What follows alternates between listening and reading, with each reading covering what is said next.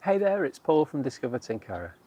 In a few weeks' time, me and JP are going to be headed back to Japan to take on our most ambitious filming project yet.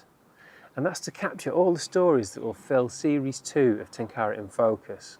So to make sure you don't miss a second of that trip, make sure you subscribe to the YouTube channel, or also if you can find us on Facebook, we've got a page. If you search for Tinkara in Focus, there's a Facebook page there. We'll share with you all the updates. We'll be going live as often as possible as well to make sure that you don't miss a second of that trip. Now, as part of that whole story, I wanted to share with you a little bit of my preparation for these trips.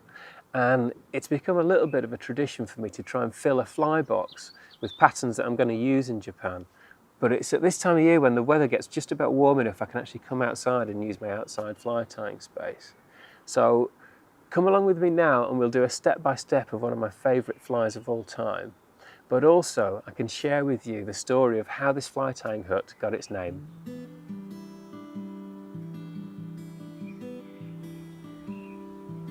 I'm tying here with purple ultimate tying silk. This is a really strong thread, and that'll become important when it comes to make the body. The hackle is Japanese green pheasant or kiji, but English hen pheasant works just as well.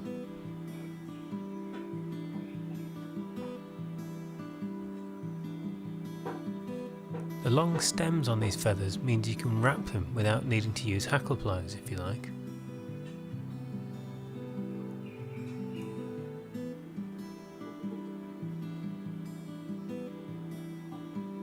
I really enjoy the fact that the bobbin holder and the vise are both more than 30 years old.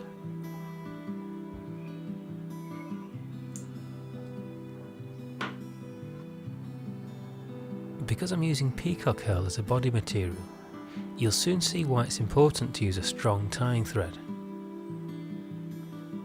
There's a way of making peacock-bodied flies that Masami Sakikibara showed us, and it involves twisting the peacock herl around the thread.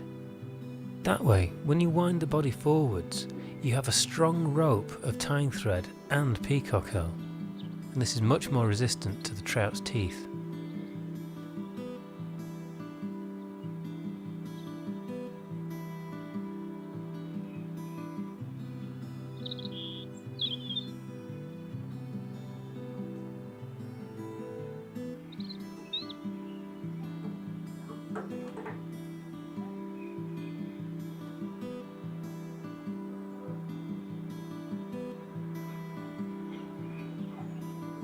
The next trick you often see Japanese tyers use is to spin the bobbin to make the thread much thinner. That way, when you push the fibres back, you can actually wind the thread through them to reinforce the hackle, and with the thin thread you'll trap far fewer hackle fibres. Stroking the hackle back lets you finish with a nice neat head. And I sometimes add a small pinch of purple shimmer dub at this point.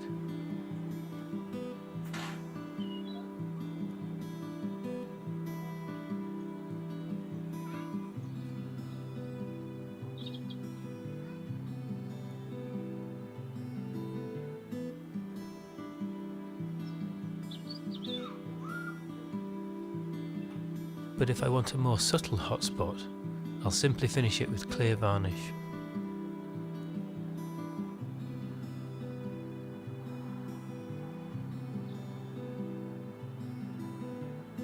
And that's it, one of my personal favourite kibari.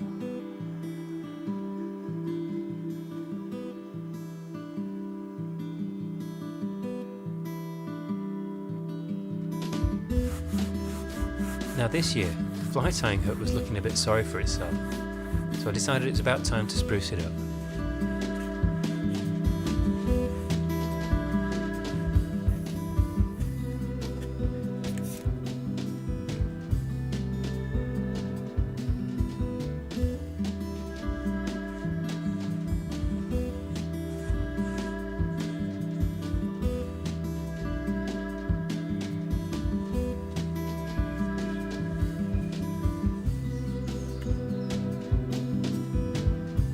And the name that I settled on? Kibari Azumaya, the fishing fly summer house.